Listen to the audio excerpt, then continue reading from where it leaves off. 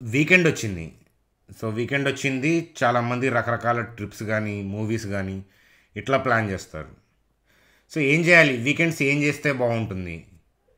So, ఆ విషయాన్ని ఈ వీడియోలో డిస్కస్ చేద్దాం. సో, మీరేం జేస్తున్నారు? ఈ వీకెండ్ ఏం ప్లాన్ జేశారు? మూవీయా? ఏంటి అనేది ప్లాన్ జేశారనేది కామెంట్ సెక్షన్‌లో కామెంట్ జేయండి. ఈ వీడియోలో చెప్తాను ఏది చేస్తే బావుంటుంది అనేది ఈ వీడియోలో డిస్కస్ చేద్దాం. చూడండి ఫ్రెండ్స్, వచ్చే వారం స్టాక్ మార్కెట్‌లో బుల్ రౌద్రం చూపిస్తుందా? సో, నిఫ్టీని ఎక్కడికో తీసుకెళ్తుందా? సో, బ్యాంక్ నిఫ్టీలో భారీ ర్యాలీ రాబోతుందా? ఆ విషయాల గురించి చూద్దాం. అట్లాగే నిఫ్టీ ర్యాలీకి దోహదపడే కీ స్టాక్స్ ఏంటి? వాటి యొక్క చార్ట్స్ ఏంటి? సో, ప్రధానంగా ఐసిఐసిఐ బ్యాంక్, రిలయన్స్, అలాగే ఇంకొక కంపెనీ కనిపిస్తుంది. అది ఏమిటి? సో, అవి ఎక్కడి దాకా మూవ్ చేయొచ్చు?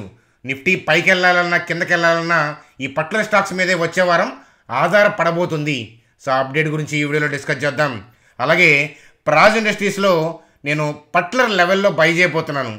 ట్రేడింగ్ ఆపర్చునిటీ ఉంది. సో, అది ఏంటనేది క్లియర్గా చార్ట్లో చూపిస్తాను. సో, ఈ ఆపర్చునిటీని మిస్ చేసుకోవద్దు అని చెప్పి మరీ చెప్తాను. అలాగే సో, ఈజ్ మై ట్రిప్కి సంబంధించిన డివిడెంట్ అప్డేట్ చూద్దాం. అలాగే సో, ఐఏఎఫ్ఎల్కి సంబంధించిన మనకి బోనస్ అప్డేట్ ఉంది. సో, ఈ విషయాలు చూస్తూ నిఫ్టీ బ్యాంక్ నిఫ్టీ చార్ట్స్ ద్వారా సింపుల్గా వీడియోని ఎండ్ చేద్దాం. చూడండి ఫ్రెండ్స్, వీడియోలోకి వెళ్ళే ముందు మన ఛానల్ వీడియోని లైక్ చేయడం అనేది మన జన్మ హక్కు. కాబట్టి వీడియోని లైక్ చేద్దాం. అలాగే వీకెండ్ వీడియో, సండే వీడియో కాబట్టి ఎక్కువ మందికి ఉపయోగపడుతుంది అనమాట. కాబట్టి ఖచ్చితంగా ఏంటంటే వీడియోని షేర్ చేసి కంటిన్యూ చేద్దాం. చూడండి ఫ్రెండ్స్, అలాగే మన ఛానల్ని సబ్స్క్రైబ్ చేయమని చెప్పి నేను కొత్త వాళ్ళకి చెప్పను. ఒక 3-4 వీడియోస్ మీరు వెనక్కి వెళ్ళి చూస్తే ఆటోమేటిక్గా మీరే సబ్స్క్రైబ్ చేస్తారు.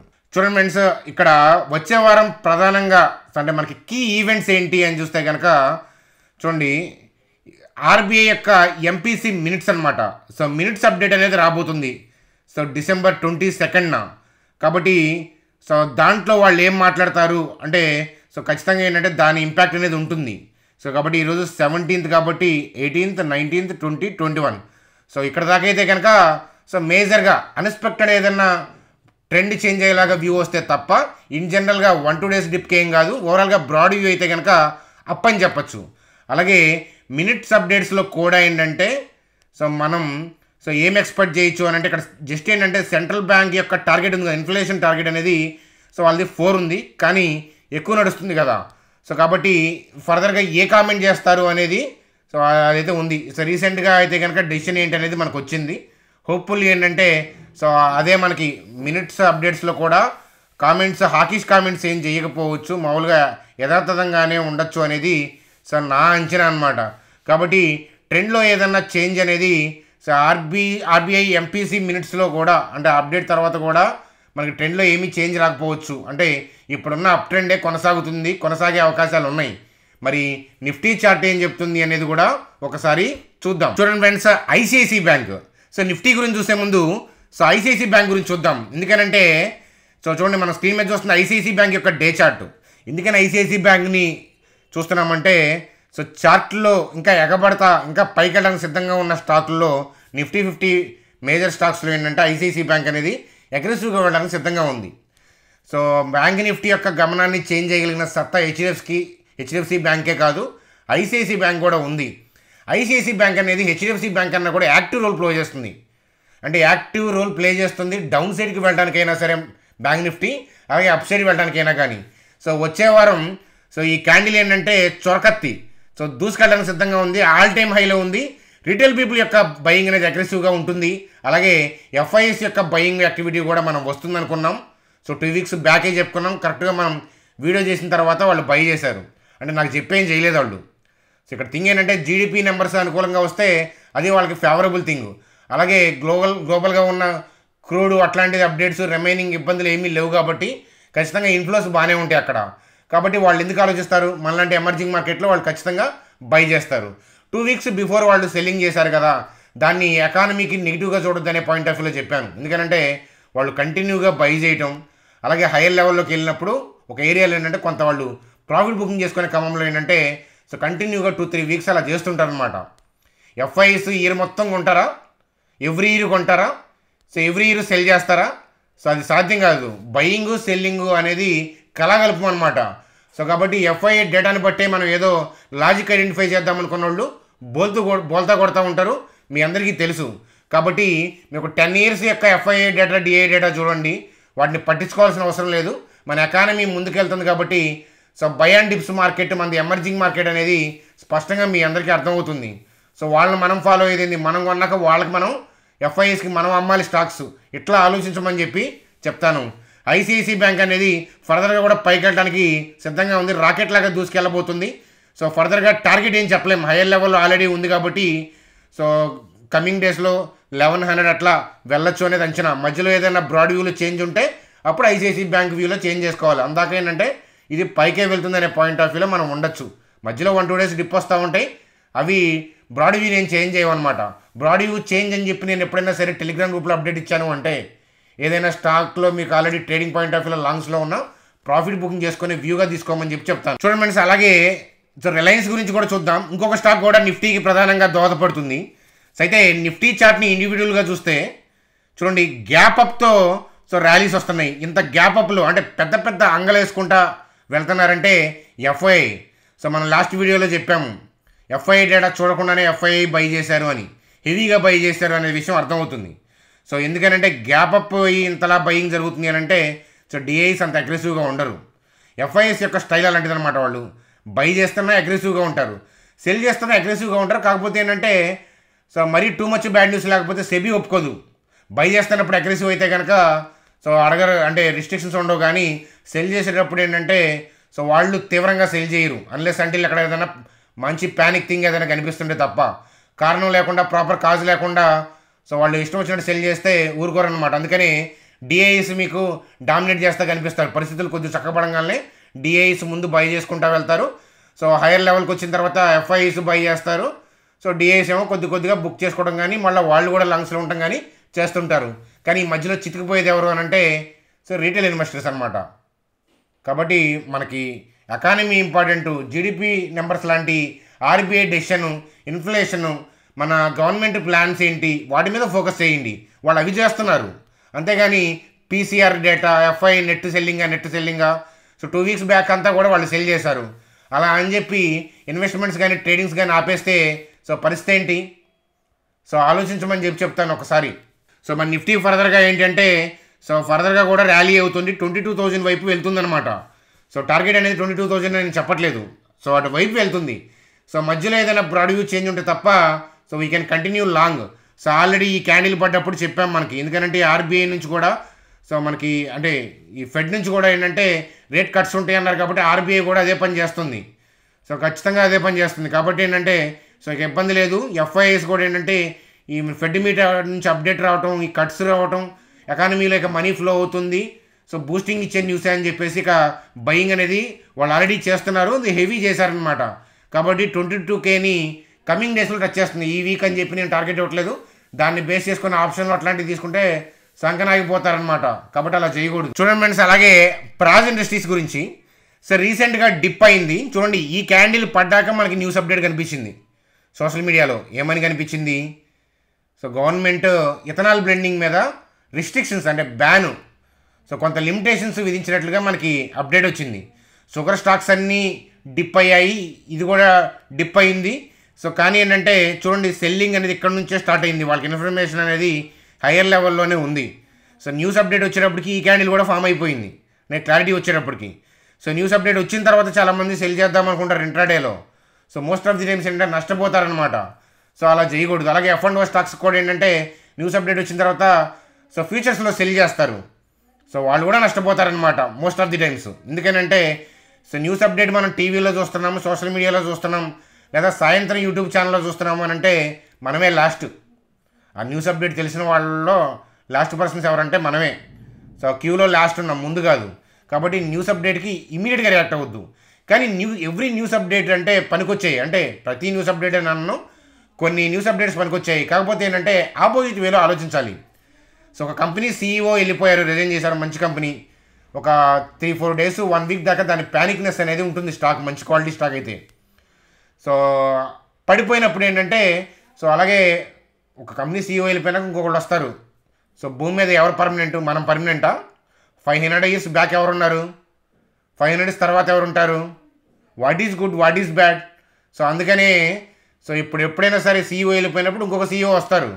కాబట్టి ఏంటంటే అట్లాంటివి కానీ సో వచ్చినప్పుడు ఏంటంటే మనం కొద్దిగా సెటిల్ అయిన తర్వాత మనం కొద్దిగా ఆగి 1 వీక్ ఆగి మనం నిఫ్టీ కానీ ఆ స్టాక్ కానీ అంటే CEO వెళ్ళిపోయారు కాబట్టి ఆ స్టాక్ యొక్క టర్నింగ్ మనం జాగ్రత్తగా చూసుకొని లోయర్ లెవెల్లో కొనుక్కుంటే సో 2-3 వీక్స్ తర్వాత 1 మంత్ తర్వాత CEO అనౌన్స్ చేసిన తర్వాత ఒక 4-5 డేస్ ర్యాలీ అవుతుంది, అప్పటికే న్యూ హైక్ వచ్చేస్తుంది.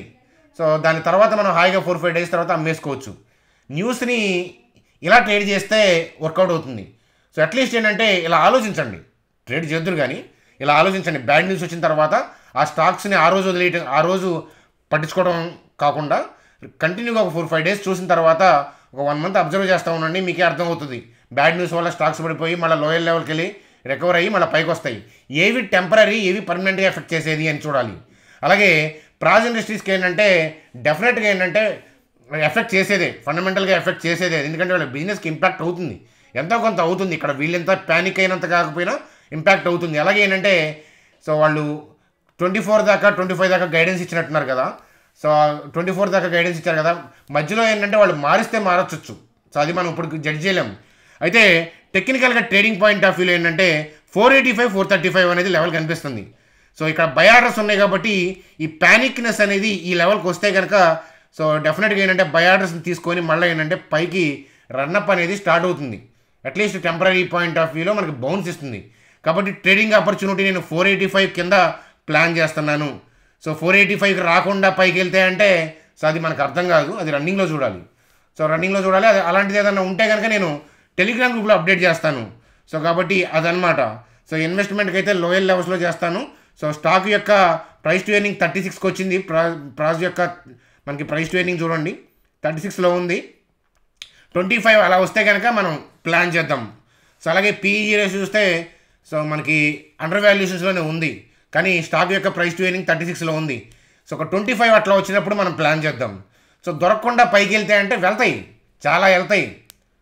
సో మీరు ఎంగేజ్లో లవ్ చేసి ఉంటారు, మిస్ అయి ఉంటారు, చేసేదే ఉంటుంది. దాని తర్వాత కూడా రకరకాల పరిచయాలు అవుతుంటారు. సో మనిషి కనిపెట్టుకున్నాడు కానీ ఇవన్నీ మామూలుగా ఏంటంటే మనుషుల మధ్య కనెక్షన్స్ అనేవి వస్తుంటాయి. సో కాబట్టి మిస్ అయ్యారని చెప్పి ఆలోచిస్తూ కూర్చుంటారా, లైఫ్లో ముందుకెళ్తుంటారా? సో అట్లాగే ఏంటంటే స్టాక్స్ చాలా ఉంటాయి. సో మిస్ అయ్యామని చెప్పి ఓవర్ వాల్యుయేషన్స్లో కొనడం అనేది నాకు ఇంట్రెస్ట్ ఉండదు. అట్లాగే ఏంటంటే ప్రాజ్ ఇండస్ట్రీస్ యొక్క స్టాక్ యొక్క మనకి ప్రైస్ టు ఎర్నింగ్ అనేది రీజనబుల్గా వచ్చినప్పుడు నేను చెప్తాను, మంచి స్టాకే, కానీ ఇక్కడైతే నాకు ఇంట్రెస్ట్ లేదు, మీరు కావాలంటే కొనుక్కోమని చెప్తానమాట. ట్రేడింగ్ పాయింట్ ఆఫ్ వ్యూలో చెప్పాం కదా లెవెల్, సో అది లెవెల్ అనమాట. సో కాబట్టి ఆ లెవెల్లో మనం ప్లాన్ చేద్దాం. 485-435 వచ్చినప్పుడు చూద్దాం ఎంత ఉంటుంది అనేది చూద్దాం, వాల్యుయేషన్ కూడా చూద్దాం అని ఉంటాను. సో ఈ స్టాక్ అయితే 300 లోపు వస్తే బాగుంటుంది కొనుక్కుందామని, కానీ అక్కడ దాకా రాకపోవచ్చు, రావచ్చు కూడా, మనం ఏం చెప్పలేము. అవి రావాలంటే మళ్ళీ ఇంకొక బ్యాడ్ న్యూస్ ఏదో రావాలి. సో కాబట్టి సో మనం చెప్పలేము. సో కాబట్టి 485 వచ్చినప్పుడు ఒకసారి రిమైండ్ చేయండి, మనం అప్పుడు రివ్యూ చేద్దాం. అది బెటర్ కదా. సో అప్పుడు రివ్యూ చేద్దాం. అట్లాంటి అప్డేట్స్ కావాలంటే ఫ్రీ టెలిగ్రామ్ గ్రూప్లో అప్డేట్స్ ఇస్తుంటాను. సో ఇంపార్టెంట్ ఉన్నప్పుడే ఇస్తానన్నమాట. సో కాబట్టి ఫ్రీ టెలిగ్రామ్ గ్రూప్లో అప్డేట్స్ కోసం వెయిట్ చేయండి అని చెప్తాను. సో అట్లాగే మన జెరోదా ఏంజల్ లింక్స్ ఉన్నాయి, మన లింక్స్ ద్వారా ఇట్లా అకౌంట్ ఓపెన్ చేస్తే కనుక సో మీరు క్రియేట్ చేసిన ఐడిని ఈ నెంబర్కి వాట్సాప్ చేయండి. మీకు ఆల్రెడీ జెరోదా ఏంజల్లో అకౌంట్ ఉంటే సో మీరు మీ ఫ్రెండ్స్ని కానీ ఫ్యామిలీ మెంబర్స్ని కానీ రెఫర్ చేసి సో వాళ్ళ ద్వారా ఐడి క్రియేట్ చేయించి సో ఈ నెంబర్కి ఐడిని వాట్సాప్ చేయండి. కొద్ది క్యాపిటల్ అయినప్పటిలా మీ క్యాపిటల్తో వస్తే లైఫ్ టైం ఇన్వెస్ట్మెంట్ వ్యూస్ మీరు ఫ్రీగా చూడొచ్చు అని చెప్తాను. చూడండి ఫ్రెండ్స్, అలాగే so is my trips, so flight book చేస్తూ ఉంటారు కదా. సో ఇక్కడ చూడండి ఈజీ ట్రిప్ ప్లానర్స్ వాళ్ళు సో ఇంటర్మ్ డివిడెంట్ అంటే ఏంటంటే సో 2 AGMల మధ్య సో యాన్యువల్ జనరల్ మీటింగ్ల మధ్య కనుక ఏదన్నా డివిడెంట్ అనౌన్స్ చేస్తే దాన్ని ఇంటర్మ్ డివిడెంట్ అంటారు. సో AGMలో డివిడెంట్ అనౌన్స్ చేస్తే దాన్ని ఫైనల్ డివిడెంట్ అంటారు. సో ఇప్పుడు ఏంటంటే ఇంటర్మ్ డివిడెంట్ అంటే మధ్యస్థంగా వాళ్ళు ఇస్తున్న డివిడెంట్ 0.1 రూపీ అనమాట. చిన్న స్టాకే కదా, అంటే నెంబర్ చిన్నది కదా. సో కాబట్టి దానికి సంబంధించిన థింగ్ December 19th అనేది సో డేట్ అనమాట. సో కాబట్టి అనౌన్స్ చేశారు డివిడెంట్, అది చూడమని చెప్తాను. చూడమని అలాగే IFL ఎంటర్ప్రైజెస్, IFL కాదు. సో చూడండి తమ్నేల్లో మాడిఫై చేద్దాం. సో IFL ఎంటర్ప్రైజెస్ వాళ్ళు ఏంటంటే బోనస్ ఇష్యూ ఇస్తున్నారనమాట. సో 1:10 ఈ బోనస్ డివిడెండ్ గుర్తుపెట్టుకోండి. మనం 2 kg కేక్ కొన్నా ఒకటే, లేదా 1 kg కేక్స్ 2 కొన్నా ఒకటే కదా. ఈ బోనస్లు డివిడెంట్లు అంతే, అవి మీ మనీని ఏమి ఇమీడియట్గా రెట్టింపు చేయవు, మీకు ఏదో వచ్చి పడవు అనమాట. దానికి తగ్గట్టుగా ఏంటంటే మనీ అడ్జస్ట్మెంట్ అవుద్ది. బోనస్ 1:1 ఇచ్చినంత మాత్రం మీ 1,00,000-2 లక్షలు అవుద్దా? అవ్వదు. సో లక్షగానే ఉంటుంది. సో డివిడెంట్ ఇస్తే మీకేమన్నా బెనిఫిట్ అవుతుందా? లేదా ఆ వాల్యుయేషన్ కట్ అయ్యి ఆ అమౌంట్ మీ బ్యాంక్ అకౌంట్లో క్రెడిట్ అవుతుంది అంతే. సో కాబట్టి బోనస్, డివిడెంట్లు ఇట్లాంటివి ఏంటంటే ఈ స్ప్లిట్లు ఇట్లాంటివన్నీ కూడా రిటైల్ పీపుల్ని అట్రాక్ట్ చేయడానికే తప్ప so I don't see any kind of the benefit అని చెప్తాను అనమాట. లాంగ్ టర్మ్ పాయింట్ ఆఫ్ వ్యూలో మీరు కంపెనీ ఇంత డివిడెంట్ ఇచ్చిందని చెప్పి చెప్పుకోవచ్చు అనమాట. సో చాలామంది ఏంటంటే డివిడెంట్ వచ్చిన తర్వాత ఆ మనీతో మళ్ళీ ఇమీడియట్గా స్టాక్స్లో బయింగ్ చేస్తూ ఉంటారు. కంపెనీలో ఈ డివిడెంట్లు ఇవ్వడం ఎందుకని చెప్పి కొన్ని కంపెనీలు ఆ మనీని ఏంటంటే గ్రోత్ పాయింట్ ఆఫ్ వ్యూలో వాడతారు. క్యాపెక్స్, సో క్యాపిటల్ ఎక్స్పెండిచర్ చేసి ఏంటంటే వాళ్ళు బిజినెస్ ఎక్స్పాండేషన్ చేస్తారనమాట. సో ఇట్లా కూడా చేస్తుంటారనమాట. ఏదైనా మనకి సంపద క్రియేట్ చేసే థింగ్ కావాలి. వాళ్ళు డివిడెంట్ ఇస్తే ఏంటి, ఇవ్వకపోతే ఏంటి అని చెప్తాను. చూడండి ఇప్పటిదాకా చూడండి సార్, బ్యాంక్ నిఫ్టీ గురించి చూసే ముందు ఇప్పటిదాకా మీరు చూసిన వీడియో నచ్చితే కనుక లైక్ చేయండి. సో సబ్స్క్రైబ్ చేయాలా వద్ద అనేది మీకే వదిలేస్తున్నాను. చూడండి sir, bank Nifty point of వ్యూలో సో మంచి ర్యాలీ వైపు దూసుకెళ్తుంది. సో క్యాండిల్ అనేది అగ్రెసివ్గా ఉంది. సో త్వరలో 49Kని టచ్ చేసే అవకాశాలు కనిపిస్తున్నాయి. ఈ 49K లోపు మధ్యలో ఏదైనా బ్రాడ్ వ్యూ చేంజ్ ఉంటే, మధ్యలో ఏదైనా 1 డే డిప్ అవ్వగానే భయపడతారు కదా. సో కానీ ఏదైనా బ్రాడ్ వ్యూ చేంజ్ ఉంటేనే నేను చెప్తాను. మధ్యలో ఏదైనా 1 డే డిప్ అయినా కూడా ఏం కాదు. వచ్చే వారం నేను బిజీగా ఉంటాను కాబట్టి జాగ్రత్తగా చూసుకుంటూ ఉన్నాను అనమాట. బ్రాడ్ వ్యూ అస్తమానం చేంజ్ అవ్వదు. సో చెప్పా కదా, ఏదైనా బిగ్ థింగ్ జీడిపి నెంబర్స్ లేదా ఫినాన్స్ మినిస్టర్ గారు చేసిన అగ్రెసివ్ డిసిషన్ ఏదన్నా తీసుకుంటే కనుక అలాంటి ఏమన్నా ఇంపాక్ట్ చేస్తాయి తప్ప బ్రాడ్ వ్యూ ఏంటంటే అస్తమానం చేంజ్ చేయవు. కాబట్టి మీరేంటంటే ఎవ్రీడే ఇన్ని ట్రేడ్ చేయాలని అనుకుంటూ ఉంటారు. స్టాక్ మార్కెట్లో జస్ట్ ఏంటంటే హోల్డ్ చేస్తే సరిపోతుంది అనమాట. So bank Nifty point of వ్యూలో కమింగ్ డేస్లో 49Kని టచ్ చేసే అవకాశాలు ఉన్నాయి. ఏదైతే రౌండ్ నెంబర్ కాబట్టి చెప్పాను, అక్కడ దాకే ఎగ్జాక్ట్గా వెళ్ళాలని లేదు. దానికన్నా పైకి వెళ్ళొచ్చు, దానికన్నా ముందు నుంచి కూడా తిరగబడచ్చు. సో అంటే బ్రాడ్ వ్యూ చేంజ్ అవ్వచ్చు, కానీ బ్రాడ్ వ్యూ అస్తమానం చేంజ్ అవ్వదు. చేంజ్ అయితే నేను టెలిగ్రామ్ గ్రూప్లో అప్డేట్ చేస్తాను, అలాగే వీడియోస్ ద్వారా కూడా చెప్పే ప్రయత్నం చేస్తాను. నాకు అవైలబిలిటీ అనేది వచ్చే వారం బిజీ ఉండటం వల్ల అంతగా కుదరదనమాట. సో అదనమాట. సో నిఫ్టీ పాయింట్ ఆఫ్ వ్యూలో మనం చూసాము. సో అలాగే బ్యాంక్ నిఫ్టీ పాయింట్ ఆఫ్ వ్యూలో కూడా మంచి ర్యాలీ అన్నాము. అలాగే వీడియో స్టార్టింగ్లో ఒక పాయింట్ చెప్పాను కదా, ఏం చేస్తే బాగుంటుంది వీకెండ్ అని చెప్పి. సో ఏం ప్లాన్ చేస్తే సర్ప్రైజ్ బాగుంటుంది, లైఫ్ అనేది మిస్టరీ. సో ప్లాన్ చేసుకోవద్దని అంటలా, కొన్నిసార్లు మనం ప్లాన్ చేసుకుంటాం, కానీ ప్లాన్ చేయకుండా చూడండి, సమ్ టైమ్స్ మిస్టరీ బాగుంటుంది. It can be good and it can be bad. So బాగుంటుంది అన్నమాట ప్లాన్ చేయకుండా ఉంటే. అట్లాగే ఏంటంటే మనం ఏంటంటే బాడీతో పని చేయాలి. సో మనం అదర్ యానిమల్స్ లాగా ఏంటంటే మనం సృష్టిలో కూడా భాగం కదా. అయితే మనిషి సాఫ్ట్వేర్ అని అదని ఇదని క్రియేట్ చేసుకొని సో కష్టపడకుండా సంపాదించుకునే దాంతో తలకాయ ఎక్కువ వాడుతున్నాడు, బాడీని వాడటం మానేశాడు. అందుకని అన్హెల్దీ ఇష్యూస్ అనేవి అందుకు వస్తున్నాయి. సో వీక్ డేస్లో పని చేస్తాం, సాఫ్ట్వేర్ ఏదో ఇంకో పని ఇంకోటి చేస్తాం. అలాగే వీకెండ్ కూడా ఏంటంటే మళ్ళీ జనాల్లోకి వెళ్తానికి ట్రై చేస్తాం, మూవీ అనో మాలను. ఏం చేయకుండా ఖాళీగా ఏం ఆలోచించకుండా ఉంటే ప్రశాంతంగా ఉంటుంది. ప్రత్యేకంగా మెడిటేషన్ చేయాల్సిన అవసరం లేదు. మీరు మెడిటేషన్ చేయాలని ట్రై చేసినా కూడా ఏంటంటే మైండ్ డిస్టర్బ్ అయిపోద్ది. సో జస్ట్ ఏం చేయకుండా, నాకు ఏం గోల్ లేదు, ఏం లేదు, హ్యాపీ, సో ఎవ్రీథింగ్ అని చెప్పి హాయిగా కూర్చొని చూడండి ఒక వీక్, ఎవరితో మాట్లాడకుండా. అదే తినేటప్పుడు కూడా ఫోన్ పక్కన పెట్టి సో దాన్ని ఎంజాయ్ చేస్తా తినండి. ఎక్కువ తినాల్సిన అవసరం కూడా ఉండదు అనమాట. సో హ్యాపీగా ఏం చేయకుండా వచ్చేదే సో మనం దాన్ని హ్యాపీనెస్, బ్లిస్ అంటారు. సో ఏదో చేస్తే వచ్చేది టెంపరీ థింగ్. నేను బోర్ కొడుతుందని చెప్పి మూవీకి వెళ్తారు, బోర్ కొడుతుందని చెప్పి ఒక ట్రెక్కి వెళ్తారు, సో ఏదైనా దానికి వెళ్తారు. సో టెంపరీగా బాగున్నట్టు ఉంటుంది. దాని తర్వాత ఏంటంటే ఇన్స్టాగ్రామ్లోనే బాగున్నాయి అనిపిస్తాయి. బోర్ కొట్టినప్పుడు వెళ్ళొద్దు, మీ హ్యాపీగా ఉన్నప్పుడు వెళ్ళండి ట్రిప్స్ కానీ ట్రెక్ కానీ. సో బోర్ అనేది ఎస్కేప్ చేయకూడదు అనమాట. బోర్డమ్ అనేది సో అది కూడా మనం ఏంటంటే అనుభవించాల్సిన ఫీల్ అనమాట బోర్డమ్. సో బోర్డమ్ అలా అనుభవిస్తూ ఉంటే ఖాళీగా హ్యాపీగా ఏం ఆలోచించకుండా ఉంటే అది కూడా చాలా హ్యాపీనెస్ ఉంటుంది. కానీ అది అర్థం చేసుకోవడం చాలా కష్టం అనమాట. వెళ్ళండి, హ్యాపీగా ఉన్నప్పుడు మూవీకి వెళ్ళండి, హ్యాపీగా ఉన్నప్పుడు మీరు చేయాలి అనుకున్న యాక్ట్స్ చేయండి, కానీ బోర్ కొడుతుందని ఎస్కేప్ మాత్రం చేయొద్దని చెప్తాను. చూడండి, అలాగే నిఫ్టీకి సపోర్ట్ చేసే ఇంకొక స్టాక్ ఏంటి అంటే రిలయన్స్. సో ఇది కూడా గ్యాప్స్తో అగ్రెసివ్గా ఉంది, అలాగే హైయర్ లెవెల్స్ని ఫామ్ చేసింది, కాకపోతే ఆల్ టైమ్ హైకర్ని వెళ్ళలేదు. సో కాబట్టి it is on the way to so all time high అని చెప్తాను. సో త్వరలో ఏంటంటే we mercy so breakout, all time high breakout 2876 మనం చూడొచ్చు అనమాట. సో ఏదైనా మధ్యలో నిఫ్టీ మీద బ్రాడ్ వ్యూ చేంజ్ అయితే కనుక ఈ వ్యూ మారిపోతుంది. అన్లెస్ అంటిల్ ఏంటంటే నిఫ్టీలో బ్రాడ్ వ్యూ చేంజ్ అవ్వకముందు రిలయన్స్ అనేది 2876 వైపు వెళ్ళే అవకాశాలు ఉన్నాయి. ఖచ్చితంగా రిలయన్స్ కూడా ఐసిఐసిఐ బ్యాంక్ ఇట్లాంటి స్టాక్స్ దోహదపడతాయి. అలాగే కనిపించిన మూడో సింహం ఏంటంటే Adani ports. So Adani ports కూడా ఏంటంటే సో అదానీ గ్రూప్ స్టాక్స్తో ర్యాలీ రావడం వల్ల నిఫ్టీకి మళ్ళీ బలం పుంజుకొని ఇవన్నీ కూడా ఐసిఐసిఐ బ్యాంకు, రిలయన్స్, అలాగే ఈ అదానీ పోర్ట్స్ ఇట్లాంటివన్నీ కూడా, అదానీ గ్రూప్ స్టాక్స్ ఇలాంటివన్నీ కూడా హెల్ప్ అయ్యి మార్కెట్ ర్యాలీకి దోహదపడతాయి అని చెప్పి నేను చెప్తానన్నమాట. సో అది ఫ్రెండ్స్ మనకి ఈరోజు వీడియో. సో కాబట్టి మీరేమనుకుంటున్నారు నిఫ్టీ గురించి, బ్యాంక్ నిఫ్టీ గురించి అవి కూడా కామెంట్ సెక్షన్లో ఇన్వాల్వ్ చేయండి. మీరు ప్రాజ్ ఇండస్ట్రీస్ ఎక్కడి నుంచి రివర్స్ అవ్వచ్చు అని మీరు అనుకుంటున్నారు, అది కూడా కామెంట్ సెక్షన్లో కామెంట్ చేయండి. వీడియోని లైక్ చేయడం మర్చిపోవద్దు. సో బాయ్ ఫ్రెండ్స్, రేపటి వీడియోలో కలుద్దాం. Good day.